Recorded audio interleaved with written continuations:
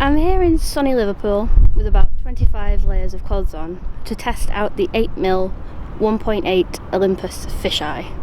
I really wanted to do some time lapses, but the sky isn't moving because it's really cloudy. I'll see what I can come up with.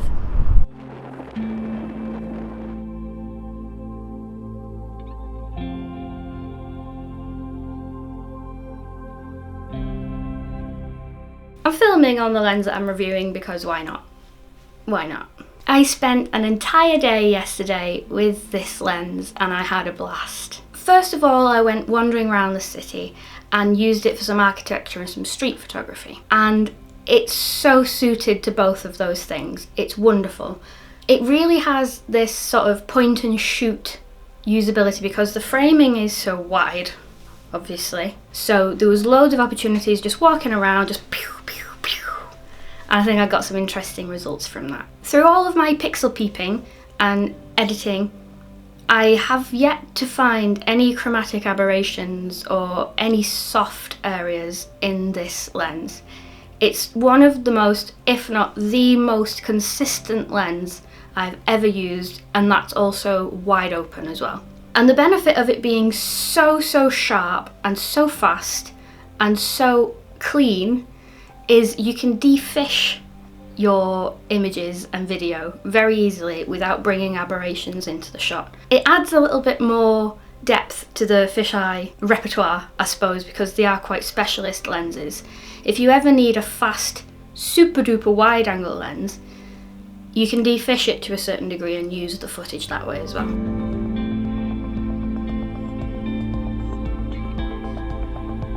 So these are the shots from all the apertures, from wide open all the way to f/22, and as you can see, I'm telling the truth, it's super clear.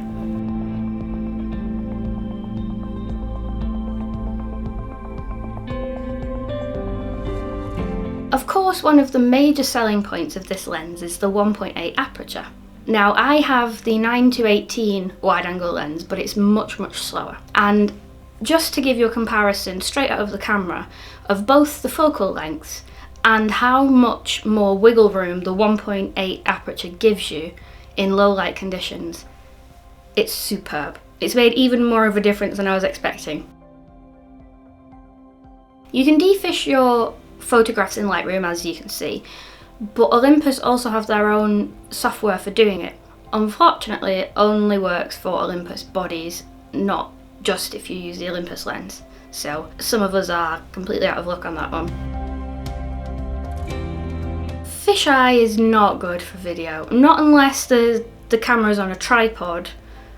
It's just not good. The old adage of the wider the lens, the smoother the footage works to a degree, but that's not taking into account the fisheye barrel distortion. With the fisheye barrel distortion, you get bouncing at the side of the frame, so it's not very good at all for video, unless it's on a tripod or presumably a gimbal, or unless you're going for that effect.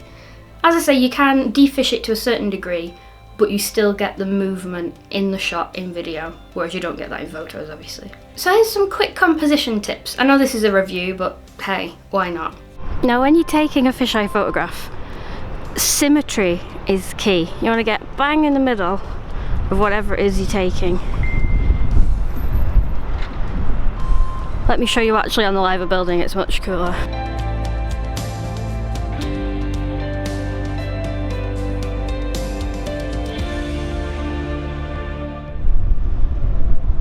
Middle, that's the shot, isn't it? And then when you found composition, you can even walk closer. If you like the fisheye effect, then tilting your lens up and down will make that more pronounced. If you're just going for a wide-angled look, pointing it straight at the horizon will give you less of a dramatic effect. It does take a little bit of getting used to because it's a lot wider than the human eye can see. The first time you put it on, you're like, whoa, you get closer and closer and closer and closer to the lens before you realise, whoa, I could actually hit something there. Most of the time for fisheye photography, I tend to use the view screen instead of the viewfinder, just because you can get into different angles and different perspectives that way. This is just the perfect place to test out a fisheye.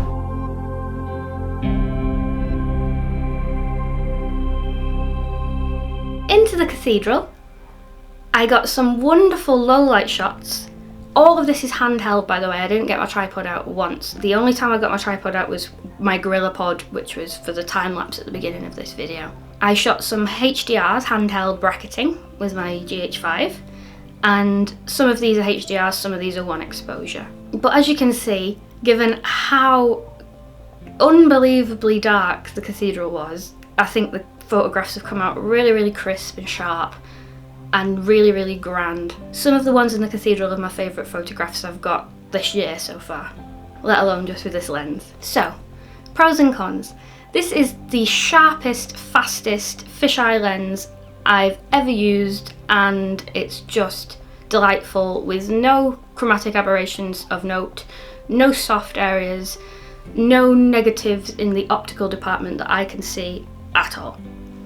Love it. So if you do want fisheye as an effect for the photographs like we've seen today, go for it. But do be aware that it is quite a niche sort of lens, and it's quite an expensive thing to invest in for quite a niche outcome. For instance, video it's going to be quite bad with.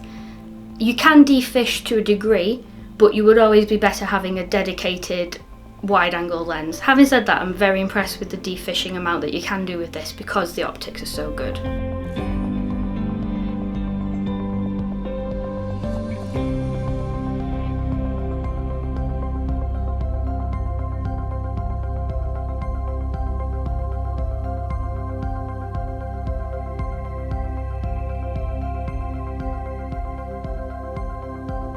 The thing that I really want to do with this lens is astrophotography, but the clouds thwarted me. Theoretically, with it being so fast and so wide and so sharp, this could be the perfect, affordable micro four thirds lens for astrophotography, and I really want to give that more of a go. So there we have it, my 2 cents.